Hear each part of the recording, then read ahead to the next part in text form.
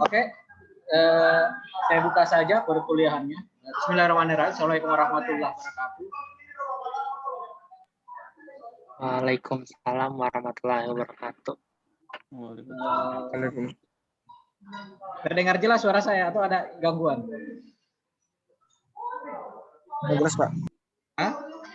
Tidak ada gangguan ya?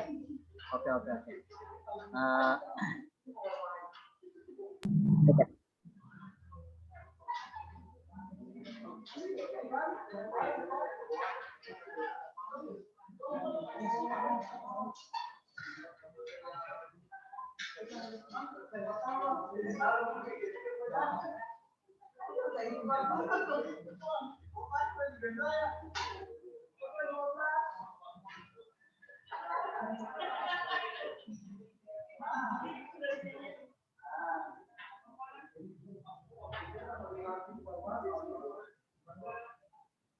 Terlihatkah PPT-nya?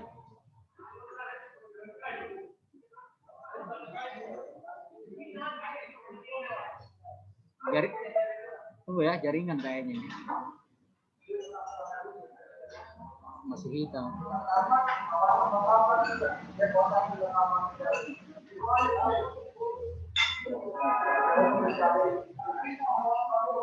Terlihat PPT-nya?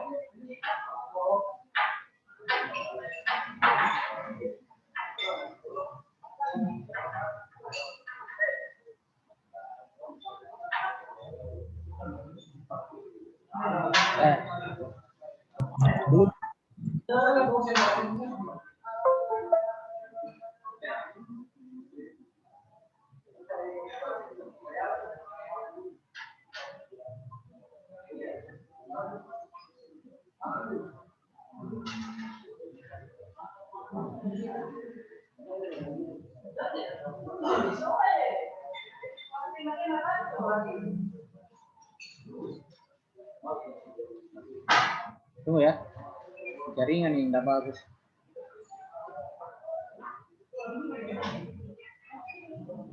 Tunggu ya, sorry.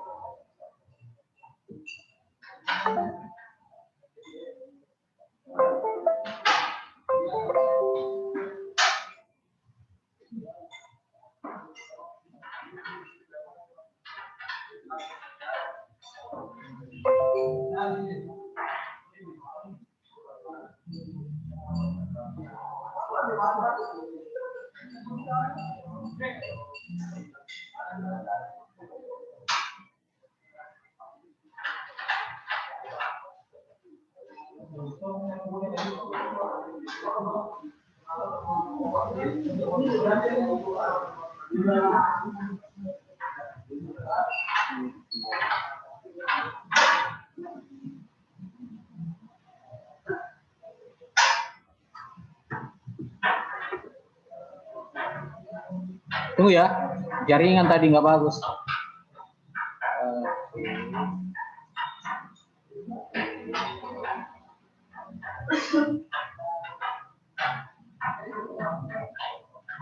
Mudah-mudahan sudah bisa terbuka ini.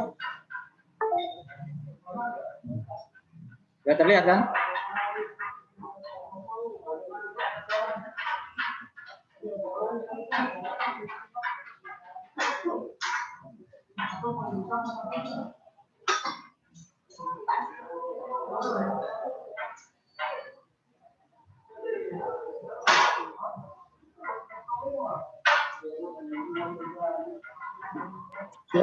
Cuma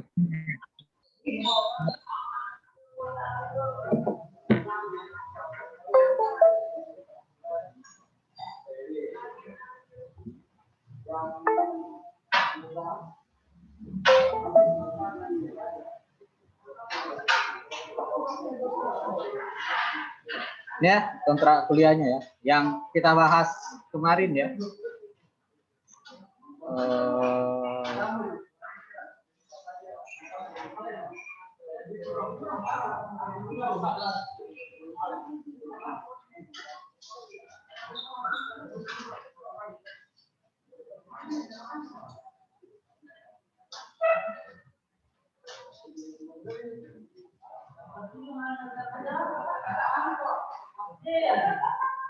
Ini pengertian demokrasi. Ini demografi ini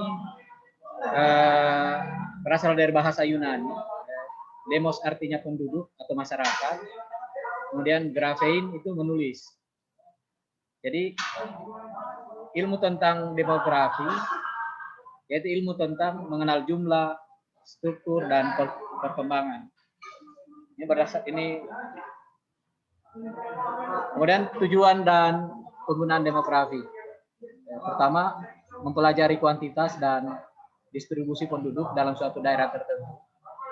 Yang kedua, menjelaskan pertumbuhan masa lampau, penurunan, persebaran dan dengan sebaik-baiknya dengan data yang tersedia. Kemudian yang ketiga, mengembangkan hubungan sebab akibat antara perkembangan penduduk dan macam-macam aspek organisasi sosial. Dan yang keempat, meramalkan pertumbuhan penduduk di masa datang dan kemungkinan serta konsekuensinya. Artinya kita bisa melalui ilmu ini kita bisa meramalkan tentang pertumbuhan penduduk ya di masa datang dan seperti apa misalnya dampaknya ketika terjadi pertambahan jumlah penduduk. Dan kemudian apa-apa saja yang bisa dilakukan perubahan terhadap kemungkinan-kemungkinan buruk terjadinya pertumbuhan penduduk. Kemudian manfaat demografi yaitu membantu pemerintah dalam merencanakan pembangunan di berbagai bidang melalui pendidikan, perpajakan, pertanian, kemiliteran dan lain sebagainya. Saya kira di hampir setiap aspek pembangunan ilmu demografi itu sangat bermanfaat bagi aspek pembangunan. Kemudian yang kedua, membantu pemerintah untuk melakukan evaluasi kinerja pembangunan. Yang ketiga, bisa mengetahui tingkat dan harapan hidup rata-rata penduduk. Dan yang keempat, bisa mengetahui tingkat perkembangan ekonomi suatu negara dengan cara melihat jumlah ketersediaan lapangan pekerjaan, jumlah presentasi penduduk yang sudah bekerja dan lain sebagainya. Kemudian apa itu perubahan sosial? Ini di sini perubahan sosial adalah perubahan yang terjadi di masyarakat dan telah didukung oleh sebagian anggota masyarakat. Nah, perubahan yang terjadi tidak selalu sama dan ada yang evolusi, ada yang revolusi. Pada evolusi itu perubahan yang terjadi dengan sendirinya tanpa rencana dan kehendak tertentu. Kira-kira saya mau tanya ini, kalau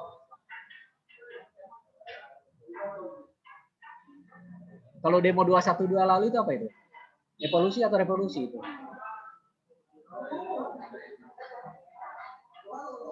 Demo 212 kemarin di Jakarta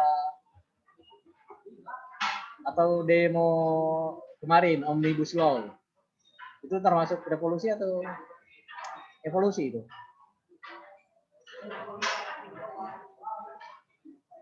Ayo Mbak Awan, apa itu?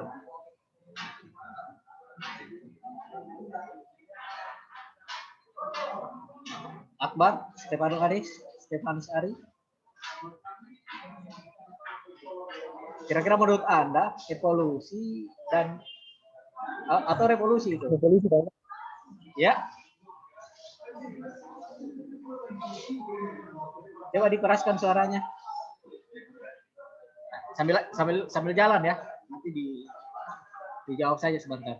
Ini kemudian faktor-faktor yang terjadi yang menyebabkan terjadinya perubahan sosial. Biasanya faktor jumlah penduduk. Perubahan jumlah penduduk itu memicu terjadinya perubahan sosial. Kemudian yang kedua, penemuan baru. Saya riset-riset terbaru.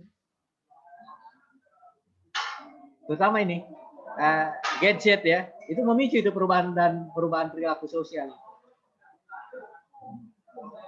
Terutama demonstrasi di mahasiswa ya, demonstrasi itu mengorganisasinya itu lebih mudah ya, ketimbang dulu. Kalau dulu kan agak sulit ya, bukan sulit, tapi gimana ya, mengumpulkan itu harus pakai selebaran dan lain sebagainya. Nah, kalau sekarang lewat broadcast di WhatsApp saja bisa mengumpulkan massa yang dalam jumlah ratusan bahkan ribuan untuk bisa kumpul dan melakukan demonstrasi-demonstrasi misalnya. Kalau mahasiswa ya. Kemudian pertentangan konflik sosial. Nah ini juga memicu perubahan sosial itu. Nah, konflik-konflik di masyarakat kan banyak ya. Ada bisa konflik politik misalnya. Kemudian isu ras atau etnis tertentu itu juga yang memicu terjadi perubahan sosial. Contoh misalnya Ambon, Poso.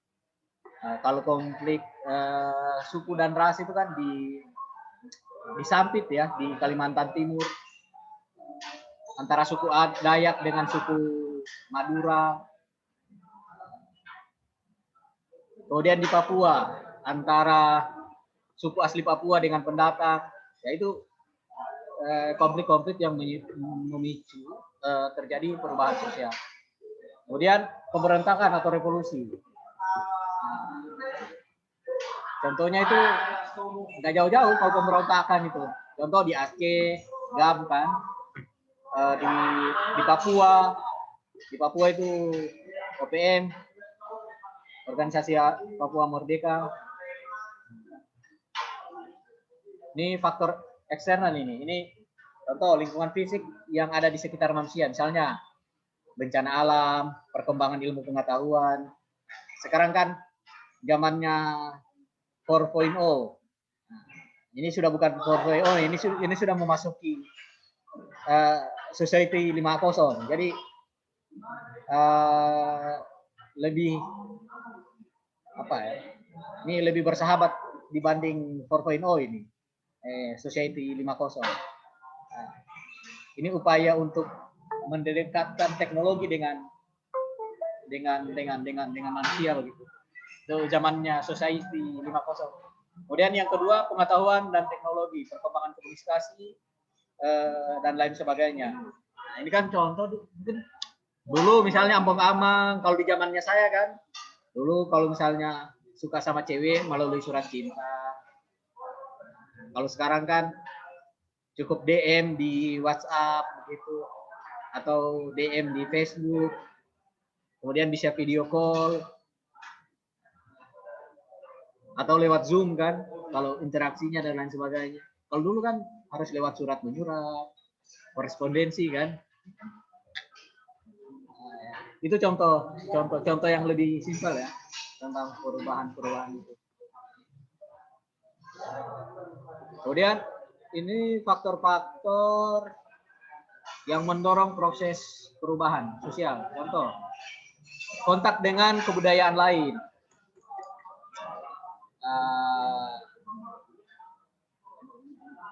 Kontak dengan kebudayaan lain misalnya apa ya? Kalau yang lebih muda misalnya di Toli-Toli misalnya, orang Lampasio misalnya. Siapa orang Lampasio di sini?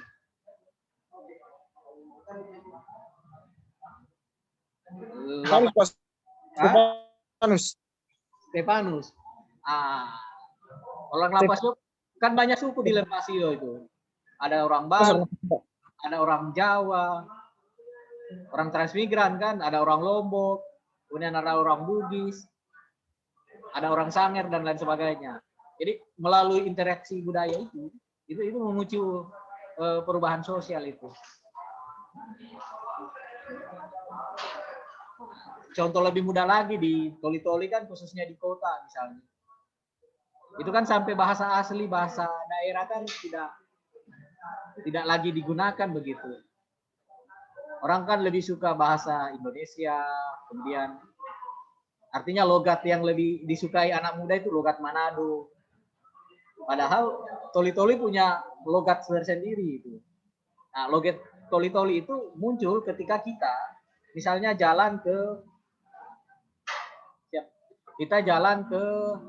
mana ya? Ke Lalos. Lalos itu masih banyak orang yang menggunakan bahasa Toli-Toli itu. Atau misalnya di Toli-Toli Utara. Toli-Toli Utara itu di mana ya? Di Laulalang. Kemudian di Nontoan. Kemudian di Lakuan. Nah, itu masih menggunakan logat-logat Toli-Toli. Tetapi kalau di dalam kota itu logat Manado itu yang lebih orang gunakan. Kalaupun ada sih logat Bugis, tapi kadang orang orang bully itu kalau logat Bugis atau logat Buo, logat Jawa. Orang lebih suka dialek Melayu Manado. Itu di dalam kota Toli-Toli. Yang hal-hal seperti itu kan biasa terjadi, tidak hanya di Toli-Toli, tapi juga di kota-kota besar di Indonesia seperti Jakarta misalnya, atau mana lagi, Jakarta, Bogor, dan lain sebagainya. Kemudian kemajuan pendidikan juga mendorong terjadinya proses perubahan sosial. Kemudian sikap menghargai hasil karya seseorang, keinginan untuk maju. Kemudian sistem terbuka, lapisan masyarakat yang lebih terbuka ya. Kemudian jumlah penduduk yang heterogen. Heterogen itu artinya beragam begitu. Ada suku Jawa, ada suku Bugis, ada suku Buol, ada suku Toli-Toli, dan lain sebagainya. Kemudian ketidakpuasan terhadap aspek-aspek kehidupan. Misalnya, apa ya? Misalnya orang Toli-Toli itu butuh perubahan yang lebih baik, kan bahasa kampanye kemarin itu begitu. Toli-Toli ingin lebih maju. Contoh harus ada mall di Toli-Toli misalnya, apalagi ya, Ambang biasa muncul itu. Bahan Ini Toli-Toli begini terusin Toli-Toli, tiada berubah. Makanya pemimpinnya perlu baru, sehingga muncullah masa depan baru. Nah, ini bukan kampanye ya, tapi hal-hal yang muncul di masyarakat ya. Apalagi Amang?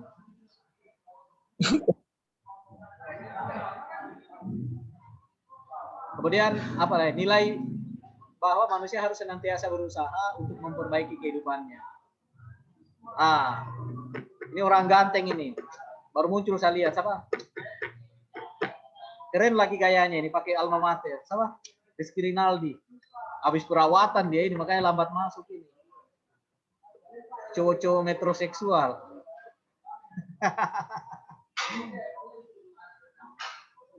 Kemudian ini faktor-faktor yang menghambat perubahan sosial. Ini kurangnya hubungan dengan masyarakat lain. Ini faktor-faktor menghambat perubahan sosial ini. Biasa terjadi di mana misalnya? Biasanya di desa-desa itu yang desa-desa yang terpencil ya, yang kurang berhubungan dengan masyarakat lain, itu biasanya jarang terjadi perubahan. Kemudian perkembangan ilmu pengetahuan yang terlambat. Kemudian sikap masyarakat yang masih sangat tradisional. Kemudian adanya kepentingan-kepentingan yang telah tertanam dengan luas. Nah, selanjutnya rasa takut akan terjadinya perubahan dan kebudayaan. Biasanya itu ada kayak macam ketakutan ya ketika terjadinya perubahan. Misalnya. Apa contohnya itu? Orang-orang yang takut terhadap terjadinya perubahan.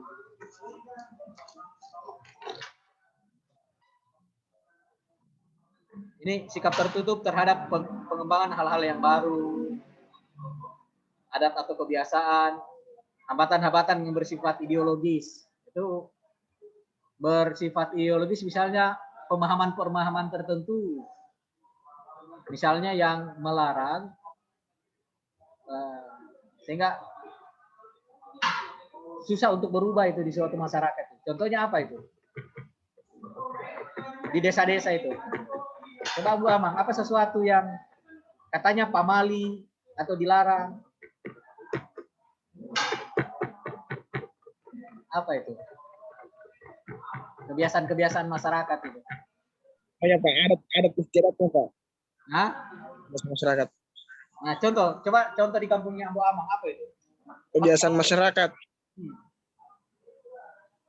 Dilarang perempuan dilarang duduk di depan pintu.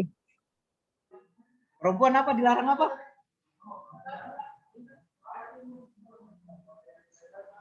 Perempuan dilarang apa perempuan?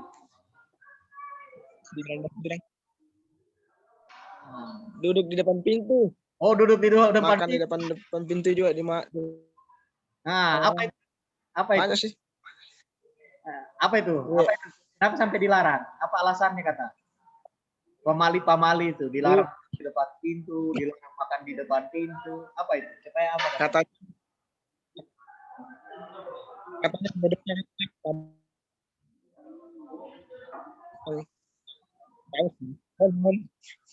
nggak tahu betul atau bagaimana. Lambat jodoh. Iya. Makanya perempuan pintu. Banyak itu di masyarakat itu, di kampung-kampung paling banyak itu pamali-pamali itu. Tidak boleh begini, tidak boleh begitu, nanti begini.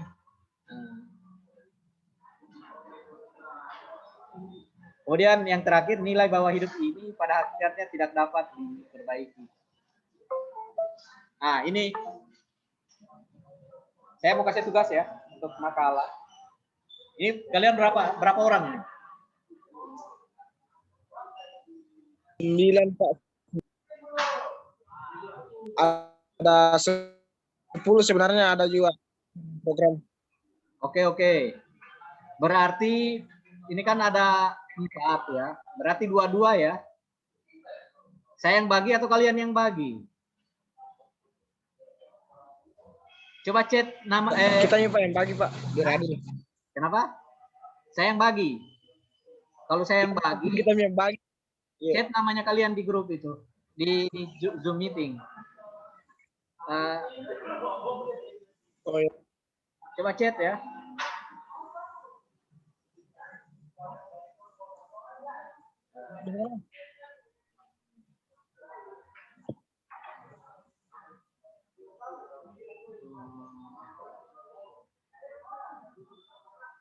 Coba di chat ya, namanya kalian yang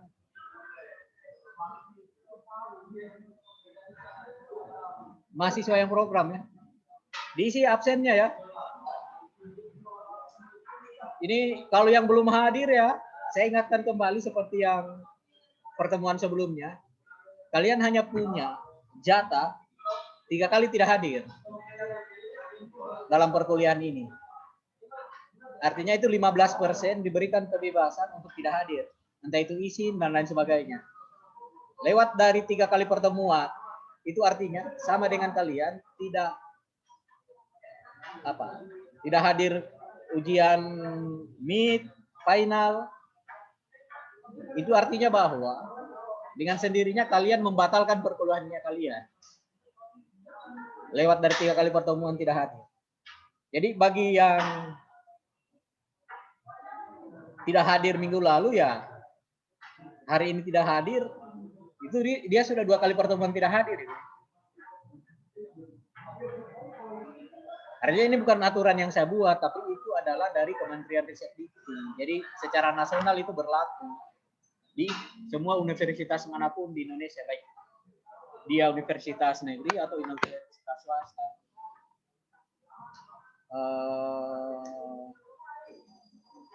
Ini yang belum hadir ini Ulfa, Sarina, Gunawan minggu lalu juga tidak hadir. Saya tidak tahu apakah dikasih info atau gimana ini, Ambo Amang. Teman-teman yang lain yang tidak hadir ini. Sudah saya bagikan di grup. Kenapa? Sudah saya bagikan di grup. Oh iya. Artinya sudah saya bagikan di grup tadi. Yang dua kali tidak hadir diingatkan kembali ya, Bu Amang ya. Saya kira minggu depan mereka harus hadir itu. Kalau tidak hadir, nanti saya kasih ketegasan kembali. Kalau tidak hadir resiko sendiri ya. Karena di semester kemarin ya, Pak, ada beberapa mahasiswa yang program itu saya tidak beri nilai itu. Iya, Pak. Artinya kalau kalian kan semester lalu kan aman semua kan, hadir semua kan. Jadi nilainya A semua kan kemarin itu. Semester kemarin kan A semua nilainya. Iya, Pak, alhamdulillah. Kalau sekarang, kalau semester ini ada yang tidak hadir, berarti ada yang mencoreng di angkatannya kalian itu. Ada sesuatu ya. Bolehlah dikatakan aib lah. Angkatan kemarin saya 2 semester lalu saya kuliah dapat A semua nilai ini, satu kelas. Ini kok tiba-tiba ada yang dapat nilai error ini, salah sendiri.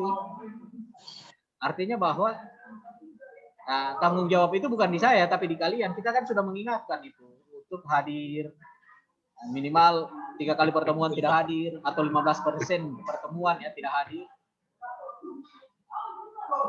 Oke ya, saya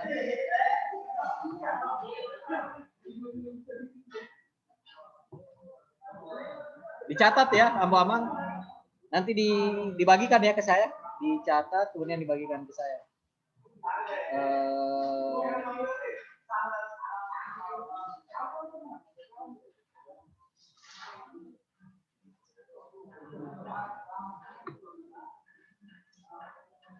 Ambo Amang dengan Sarina.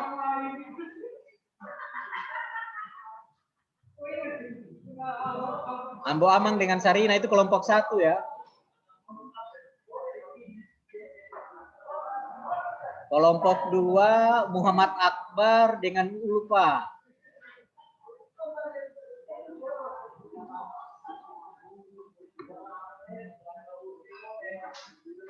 Kelompok 3 Stefanus Ari dengan Nirwana.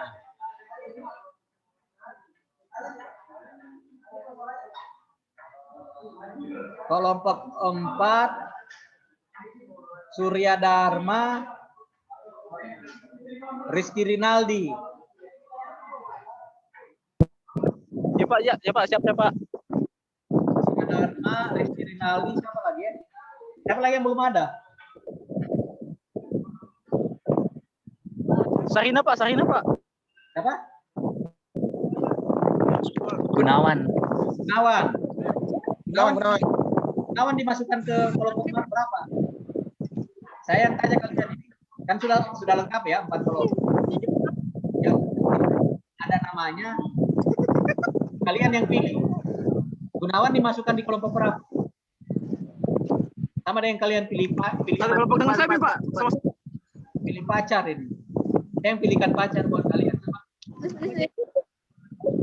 Gunawan di kelompok berapa? Kasih masuk di kelompokku Pak. Kelompok berapa kelompok? Minum juga. Coba lihat di catatan. Kalian tadi manja sama minum. Manja. Manja. Ambo Amang kelompok berapa itu Rizky Rinaldi? Mikrofonnya coy. Ambo Amang kelompok berapa? 4. Kelompok 4. Kelompok 4 Pak. Oke, Gunawan masuk di kelompok 4. Kemudian siapa lagi ya? Ya. Siapa lagi? Sudah cukup? Ulfa dia kelompok. Sudah Pak. Sudah cukup ya? Tiada lagi yang tidak ada Kelompok 2. tiada yang tidak dapat kelompok kan? Kelompok 2. Sudah cukup ya? Sudah semua Pak. Oke. Ya Pak. Oke. Terus kelompoknya kok. Kita saya nanti. Materinya? Sudah catat ya dulu. Nanti saya kirim materinya ya. Saya kirim ke siapa? Ke Ambo Amang ya. Coba mana tadi ya? Oh ya Pak.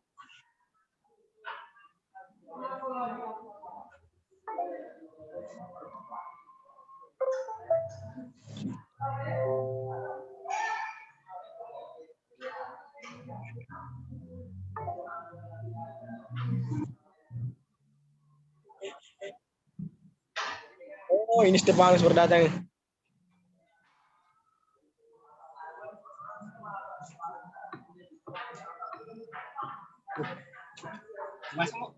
Astaga, tadi langsung keluar lah ini.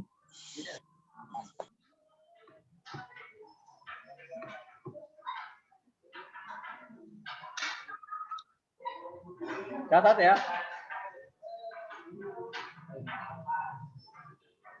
Catat atau spreadsheet ya. Nanti materinya saya kirim ke Mbak Amang sebentar. Oh ini apa namanya? Masing-masing kelompok. Berarti minggu depan kita sudah presentasi ya. Kelompok 1. Siapa kelompok 1? Ambo Amang siapa? Siapa kelompok 1? Iya dengan Sarina. Nah, Yang ini Pak tugasnya Pak. Mana Pak? Yang materi ini Pak. kenapa? Materi Pak, ini ya, anunya Pak, Pak kirim. yang Nomor saya, Pak. pas kelompok. Kenapa? Buat makalah juga, Pak. Iya buat makalah. Kan makalah kemudian dibuat dalam bentuk PowerPoint. Atau keempat-empatnya ini untuk kelompok Pak. Untuk masing-masing kelompok. Masing-masing kelompok. Ini kan kelompok 1. Oh masing-masing. Nah, Berarti yang 4 untuk kelompok 4 Pak. kalau Rizky Rinaldi kelompok berapa? 4 saya Pak 4. Kelompok 4. Berarti Rizky Rinaldi dia punya 7. Ini modernisasi dan perubahan sosial. Siap.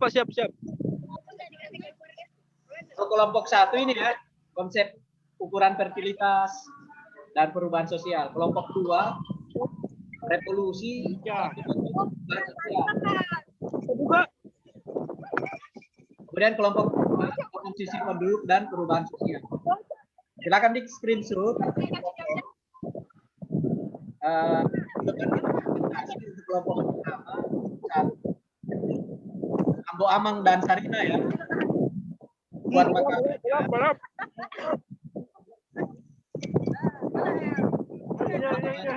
Presentasi ya.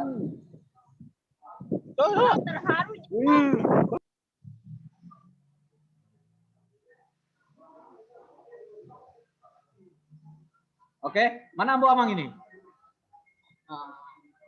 Minggu depan presentasi ya, Ambo Amang ya. Dibuat makalahnya, kemudian dibuat PPT. Nah, sama seperti kuliah kita semester lalu ya. Buat makalah, kemudian presentasi. Mantap, luar biasa ya presentasi di Zoom. Jadi sesuai. Oh, di Zoom presentasinya, Pak. Iya. Di Zoom. Jadi